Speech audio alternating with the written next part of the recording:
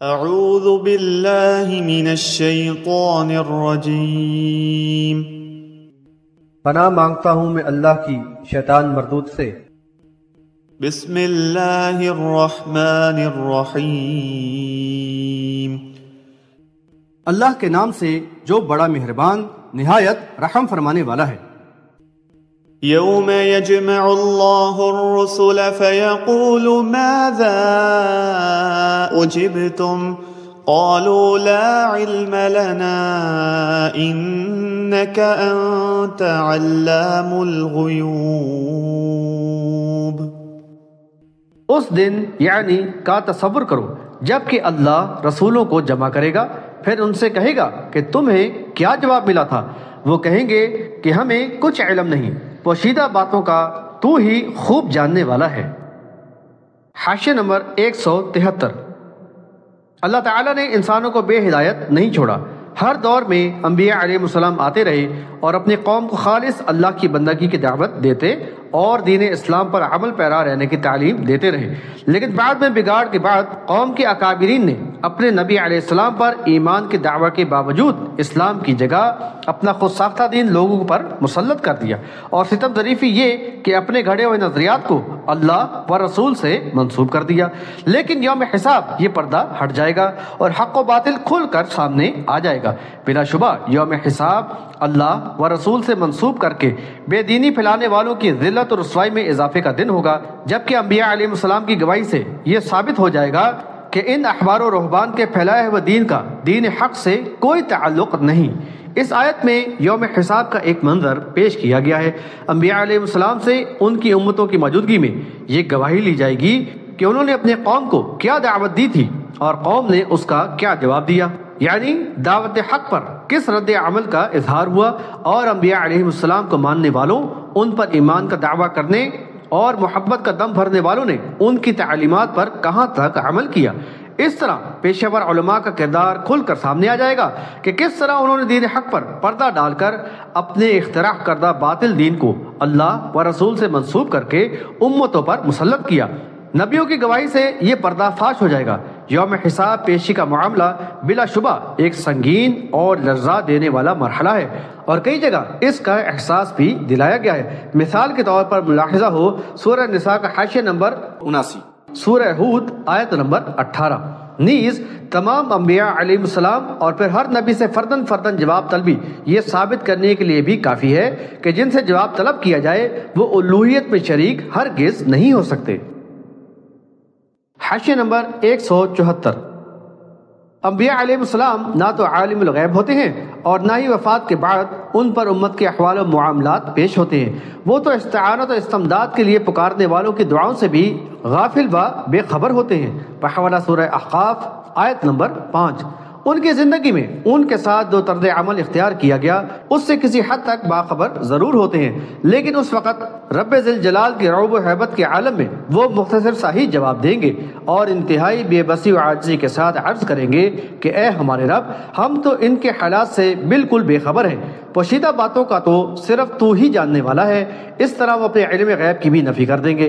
مقام حیرت ہے کہ قرآن و حدیث کے بالکل برعکس ان مسلک پرستوں نے یہ عقیدہ کس طرح اپنا لیا ہے کہ رسول صلی اللہ علیہ وسلم پر امت کے اعمال پیش ہوتے ہیں۔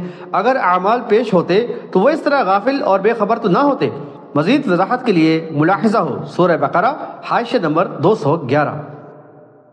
اذ قال اللہ یا عیسی ابن مریم اذکر نعمتی علیک وعلی والدتک اذ ایدتک بروح القدس تکلم الناس فی المہد وکہلا وَإِذْ عَلَّمْتُكَ الْكِتَابَ وَالْحِكْمَةَ وَالتَّوْرَاةَ وَالْإِنْجِيلَ وَإِذْ تَخْلُقُ مِنَ الطِّينِ كَهَيْئَةِ الطَّيْرِ بِإِذْنِي فَتَنفُخُ فِيهَا فَتَكُونُ طَيْرًا بِإِذْنِي وَتُبْرِئُ الْأَكْمَهَ وَالْأَبْرَصَ بِإِذْنِي وَإِذْ تُخْرِجُ الْمَوْتَى بِإِذْنِي وَإِذْ كَفَفْتُ بَنِي إِسْرَائِيلَ عَنْكَ إِذْ جِئْتَهُمْ بِالْبَيِّنَاتِ فَقَالَ الَّذِينَ كَفَرُوا مِنْهُمْ إِنْ هَذَا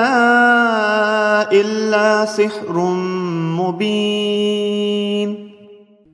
جب اللہ کہے گا کہ اے عیسیٰ بن مریم میری اس نعمت کو یاد کرو جو تمہیں اور تمہاری ماں کو عطا کی گئی جب میں نے روح القدس سے تمہاری مدد کی، تم لوگوں سے گہوارے میں بھی کلام کرتے تھے اور بڑی عمر میں بھی، اور میں نے تمہیں کتاب، حکمت، تورات اور انجیل کی تعلیم دی، اور جب تم میرے حکم سے پرندے کسی صورت مٹی سے بناتے پھر اس میں پھونک مارتے تو وہ میرے حکم سے ایک پرندہ بن جاتا تھا، اور تم میرے حکم سے پیدائشی اندھے اور کوڑی کو اچھا کر دیتے تھے، اور جب تم مردوں کو میرے حکم سے یعنی قبروں سے نکال کھڑا کرتے تھے، اور جب میں نے بنی اسرائیل کو تم سے باز رکھا جبکہ تم نشانیاں لے کر ان کے پاس آئے، تو ان میں کفر کرنے والوں نے کہا کہ یہ تو صریح جادو ہے۔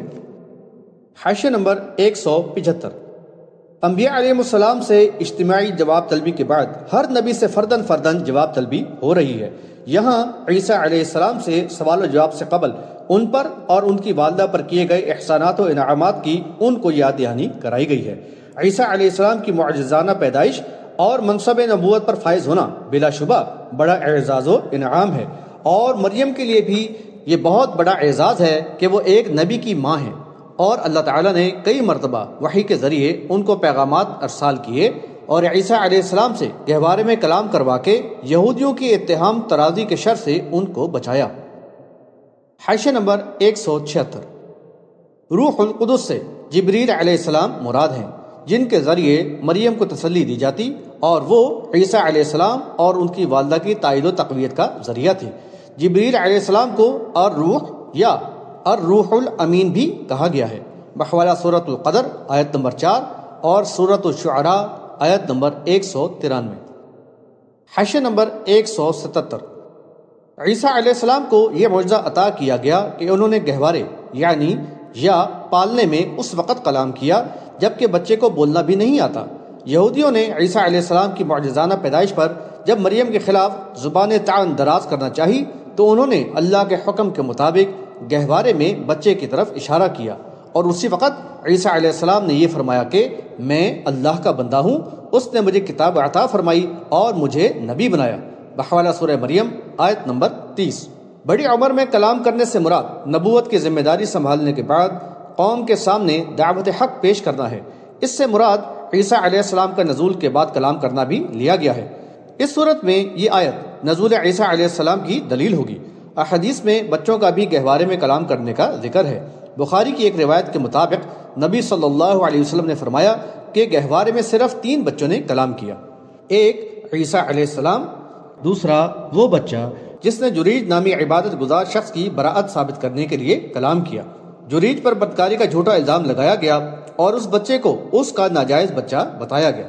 جریج نے اللہ سے دعا کی اور پھر وہ بچہ بول پڑا کہ اس کا باپ گڈریا ہے، اور تیسرا وہ شیرخوار بچہ جس نے یعنی دفعتاً 2 مرتبہ ماں کا دودھ چھوڑ کر اللہ سے دعا کی اور پھر فوراً ہی دودھ پینے لگ گیا، بحوالہ بخاری کتاب احادیث الانبیاء باب قول اللہ تعالی واذکر فی الکتاب مریم۔ ایک واقعہ صحیح مسلم میں بھی بیان ہوا ہے، اس کے آخری حصے کا خلاصہ یہ ہے کہ قدیم زمانے میں ایک لڑکا کسی ایماندار راہب کے ساتھ رہتے ہوئے ایمان لے آیا اور اس نے لوگوں کو ایمان کی دعوت دینا شروع کی۔ لوگ دین حق کی طرف آنے لگے۔ اللہ اس کی دعا سے برس کے مریضوں کو شفا دیتا اور نابینا لوگوں کو بینائی عطا فرماتا۔ بادشاہ وقت کافر تھا اور خود کو رب کہلواتا تھا۔ اس کا درباری اس لڑکے کی شہرت سن کر اس کے پاس علاج کے لیے آیا تو اس نے کہا شفا تو اللہ ہی دیتا ہے، اگر تم اللہ پر ایمان لے آؤ تو میں تمہارے لیے دعا کروں گا۔ وہ درباری ایمان لے آیا اور لڑکے کی دعا پر اللہ نے اسے شفا دی۔ کافر بادشاہ کو معلوم ہوا تو اس نے لڑکے پر دباؤ ڈالا، ایذائیں دیں اور سابق دین پر لانے کی کوششیں کی، لیکن کامیابی نہ ہوئی۔ بالآخر مختلف طریقوں سے اس کو مار ڈالنے کی کوششیں کی لیکن ناکام رہا۔ آخرکار لڑکے نے اس کو بتایا کہ تم کھلے میدان میں لوگوں کو جمع کر لو اور پھر بسم اللہ رب الغلام، اللہ کے نام سے جو لڑکے کا رب ہے کہہ کر تیر پھینکو۔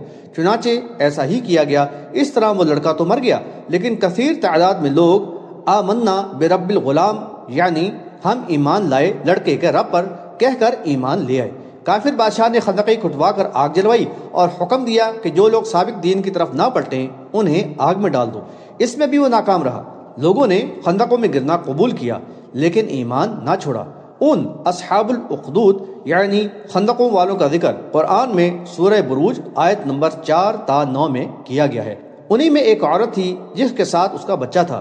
عورت کچھ ہچکچائی تو بچہ بول اٹھا، اے ماں صبر کر، تو حق پر ہے۔ بحوالہ مسلم کتاب الزہد والرقاق باب قصہ اصحاب الاخدود۔ اس حدیث میں بھی شیر خوار بچے کا کلام کرنا ثابت ہے۔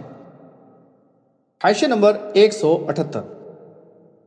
انبیاء علیہ السلام کی معجزات میں اہم ترین معجزہ ان کو بذریعہ وحی عطا کردہ علم ہوتا ہے۔ عیسیٰ علیہ السلام کو کتاب حکمت کی تعلیم دی گئی، تورات و انجیل کا علم عطا کیا گیا اور حکمت و دانائی کے وہ رموز سکھائے گئے جو نبوت کے ذمہ داری کے لیے ضروری تھے۔ کتاب کی تعلیم سے لکھنا بھی مراد لیا جا سکتا ہے۔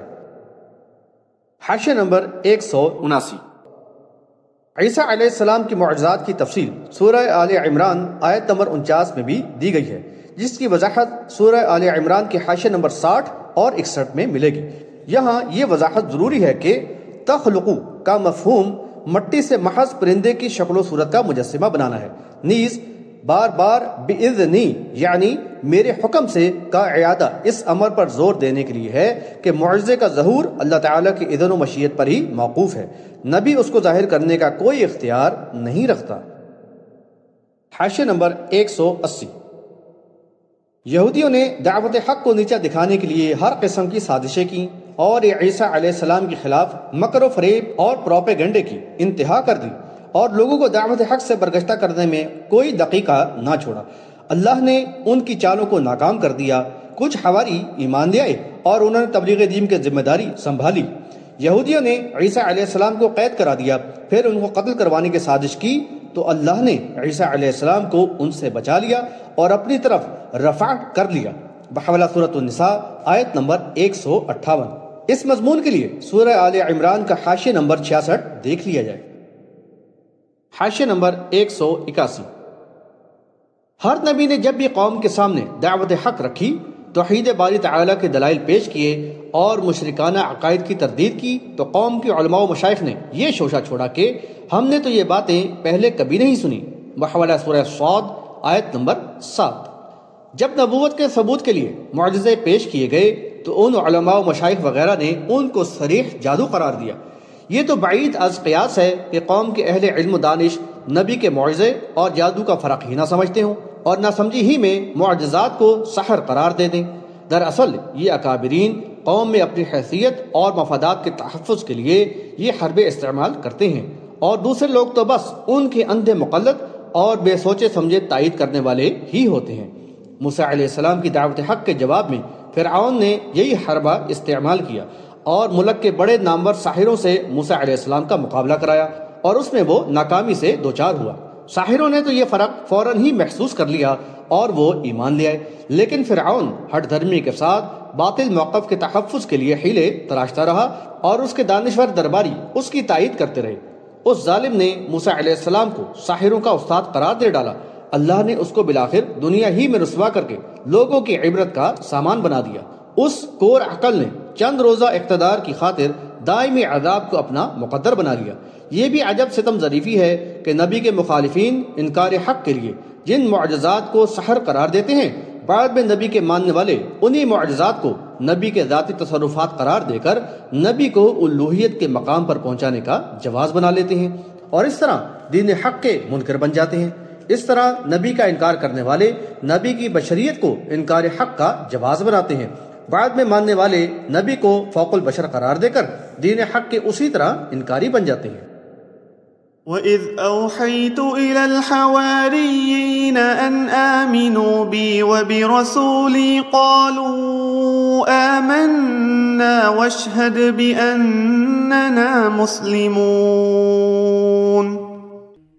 اور جب میں نے حواریوں کے دل میں یہ بات ڈالی کہ ایمان لے آؤ مجھ پر اور میرے رسول پر، انہوں نے کہا کہ ہم ایمان لائے اور تو گواہ رہ کہ ہم مسلم یعنی فرما بردار ہیں۔ حاشیہ نمبر 182۔ حواری عیسیٰ علیہ السلام کے مخلص پیروکار تھے جو ایمان لا کر ان کے مددگار بن گئے۔ عیسیٰ علیہ السلام کی جس مدلل دعوت اور معجزات کو پیشہ ور علماء یہود اور ان کے ہم نواؤں نے ظالمانہ انداز اختیار کر کے جھٹلایا اور سحر قرار دیا، بحوالہ سورۃ الصف آیات نمبر 6 اور 7، اسی دعوت حق کو قبول کرنے کی توفیق ان سمجھدار ایمان کا ذوق رکھنے والوں کو ملی جو بعد میں عیسیٰ علیہ السلام کے حواری بن کر انصار اللہ بنے، بحوالہ سورۃ الصف آیت نمبر 14۔ انہوں نے ایمان کا اقرار کر کے مسلم ہونے کا اعلان کر دیا۔ یہاں یہ بات قابل غور ہے کہ عیسیٰ علیہ السلام کے ان سچے امتیوں کا دین بھی اسلام تھا۔ انہوں نے اپنے آپ کو مسلم ہی کہا تھا، نہ کہ عیسائی، لیکن بگاڑ کے بعد ان کے ماننے والوں نے فرقوں میں بٹ کر فرقہ وارانہ حیثیت کو اپنی شناخت قرار دے لیا۔ اس آیت میں حواریوں کو وحی کرنے کا ذکر ہے۔ وحی خفیہ اشارہ ہوتا ہے، یہاں اس سے ان کے دل میں بات ڈالنا مراد ہے۔ اس کو الہام کہا جاتا ہے۔ وحی کا اسی معنی میں موسیٰ کے لیے بھی استعمال ہوا ہے، بحوالہ سورۃ القصص آیت نمبر 7، اور اسی معنی میں مریم کی طرف وحی کی گئی۔ اذ قال الحواريون يا عيسى ابن مريم هل يستطيع ربك أن ينزل علينا مائدة من السماء قال اتقوا الله إن كنتم مؤمنين۔ اور یعنی یاد کرو جب حواریوں نے کہا کہ اے عیسیٰ بن مریم، کیا آپ کا رب ایسا کر سکتا ہے کہ ہم پر آسمان سے ایک خوان نعمت اتار دے؟ انہوں نے کہا کہ اللہ سے ڈرو اگر تم مومن ہو۔ حاشیہ نمبر 183۔ مائدہ کے معنی ہے خوان طعام یا کھانے سے آراستہ دسترخوان۔ عیسیٰ علیہ السلام کے حواریوں نے آسمان سے نازل ہونے والے خوان نعمت کا مطالبہ کیا تھا تاکہ یہ معجزہ ان کے لیے بھی مزید اطمینان قلب اور تقویت ایمانی کا باعث بنے، وہ دوسروں کو بھی زیادہ مؤثر انداز میں دین حق کی دعوت دے سکیں اور شہادت حق پیش کر سکیں۔ حواریوں کے اس مطالبے سے یہ بات واضح ہو گئی کہ عیسیٰ علیہ السلام سے براہ راست دین و ایمان کی تعلیم پانے والے حواریوں کا ایمان و عقیدہ یہی تھا کہ عیسیٰ علیہ السلام محض اللہ کے بندے اور اس کے رسول ہیں، اللہ کے بیٹے نہیں، اور نہ ہی وہ کسی طرح الوہیت باری تعالیٰ میں شریک ہیں، نیز یہ کہ وہ بے بس اور بے اختیار ہیں۔ مختار کل اور قادر مطلق تو اللہ ہی کی ذات ہے۔ حاشیہ نمبر 184۔ عیسیٰ علیہ السلام نے ان کو ڈرایا کہ ایمان والے ہوتے ہوئے ایسا مطالبہ نہ کریں جو اللہ کے قہر و غضب کا باعث ہو۔ دعوت حق پر ایمان لانے اور اس کو تقویت پہنچانے کے لیے تو عطا کردہ معجزات ہی کافی ہیں۔ انسانوں کے لیے تو اللہ کے زمینی خوان طعام ہے جہاں سے ہمہ وقت انواع و اقسام کی نعمتیں فراہم ہو رہی ہیں۔ البتہ ابھی مدت امتحان کے دوران یہ نظام اسباب کے تحت ہے۔ شعوری طور پہ ایمان لانے والا شخص اسباب سے ماورا حقائق کا ادراک کر کے بالغیب ایمان لاتا ہے۔ ما فوق الاسباب خوان نعمت کا مطالبہ کرنا گویا اسباب کے ظاہری پردے کو ہٹا دینے اور غیب کو ظاہر کر دینے کا مطالبہ ہے جو اللہ کی سنت کے خلاف ہے۔ بہرحال حواریوں کے اصرار پر عیسیٰ علیہ السلام نے اس کے لیے دعا کر دی۔ قالوا نريد أن نأكل منها وتطمئن قلوبنا ونعلم أن قد صدقتنا ونكون عليها من الشاهدين۔ انہوں نے کہا ہم چاہتے ہیں کہ اس میں سے کھائیں اور ہمارے دل مطمئن ہوں اور ہم یعنی بخوبی جان لیں کہ آپ نے ہم سے سچ کہا اور ہم اس پر گواہی دینے والے ہوں۔ قال عيسى ابن مريم اللهم ربنا أنزل علينا مائدة من السماء تكون لنا عيدا لأولنا وآخرنا وآية منك وارزقنا وأنت خير الرازقين۔ عیسیٰ بن مریم نے کہا اے اللہ ہمارے رب، ہم پر آسمان سے ایک خوان نعمت نازل فرما دے جو ہمارے لیے عید ہو، ہمارے پہلے لوگوں کے لیے اور بعد والوں کے لیے، اور تیری طرف سے ایک نشانی ہو جائے اور ہمیں رزق عطا فرما تو بہترین رزق عطا فرمانے والا ہے۔ حاشیہ نمبر 185، نبی کو معجزے دکھا دینے کا اختیار نہیں ہوتا، اس کا ظہور اللہ کی منشا اور مشیت پر ہی موقوف ہوتا ہے۔ چنانچہ حواریوں کے اصرار پر عیسیٰ علیہ السلام نے اللہ تعالیٰ سے عاجزانہ التجا کی کہ اے اللہ، ہمارے لیے آسمان سے خوان نعمت نازل فرما دے جو ہمارے لیے بھی اور بعد والوں کے لیے بھی خوشی اور اطمینان قلب کا باعث بنے۔ قال الله إني منزلها عليكم فمن يكفر بعد منكم فإني أعذبه عذابا لا أعذبه أحدا من العالمين۔ اللہ نے فرمایا میں اس یعنی خوان کو تم پر اتارنے والا ہوں، یعنی مگر یاد رکھنا پھر اس کے بعد تم میں سے جو کفر کرے گا تو اس کو ایسی سزا دوں گا جو دنیا والوں میں سے کسی کو نہ دی ہوگی۔ حاشیہ نمبر 186، نبی کی التجا پر ضروری نہیں کہ اللہ اپنی سنت کو تبدیل کر دے۔ اللہ کی طرف سے جواب ملا کہ میں خوان نعمت تو ضرور نازل کر دوں گا، لیکن یہ بات یاد رکھنا کہ یہ مطالبہ پورا ہو جانے اور صریح معجزہ دیکھ لینے کے بعد بھی اگر تم میں سے کسی نے کفر کیا تو اس کو ایسی سخت سزا دی جائے گی جس کی مثال کوئی نہ ہوگی۔ نزول مائدہ کے وعدے کے ساتھ ہولناک عذاب کی ایسی کڑی شرط عائد کر دی گئی جس سے اندازہ یہی کیا گیا ہے کہ اس کے بعد حواریوں نے اپنے اس مطالبے سے رجوع کر لیا ہوگا اور پھر مائدہ نازل نہ ہوا ہوگا۔ اگر خوان نعمت کا نزول ہوتا تو یہ صحیح احادیث سے بھی ثابت ہوتا اور یہودیوں کی روایات میں بھی یوم عید منائے جانے کا ذکر بکثرت ہوتا۔ یہاں ایک اہم نقطہ قابل غور ہے، اللہ تعالیٰ نے یوم حساب جواب طلبی کے موقع پر اپنے احسانات کے تذکرے میں عیسیٰ علیہ السلام کے حواریوں کے مطالبے اور نزول مائدہ کا ذکر سلسلہ کلام کو منقطع کر کے بطور جملہ معترضہ اتنی تفصیل سے کیوں کیا؟ دراصل یہود و نصارہ کی عبرت اور سبق آموزی کے لیے اس بات کو کھول کر بیان کر دینا ضروری سمجھا گیا کہ قرون اولیٰ میں عیسیٰ علیہ السلام کے سچے امتیوں کا دین اسلام ہی تھا اور ایمان و عقیدہ خالص توحید پر مبنی تھا، جیسا کہ حاشیہ نمبر 183 میں بیان کیا گیا، لیکن بعد والوں نے اس کو بگاڑ کے رکھ دیا۔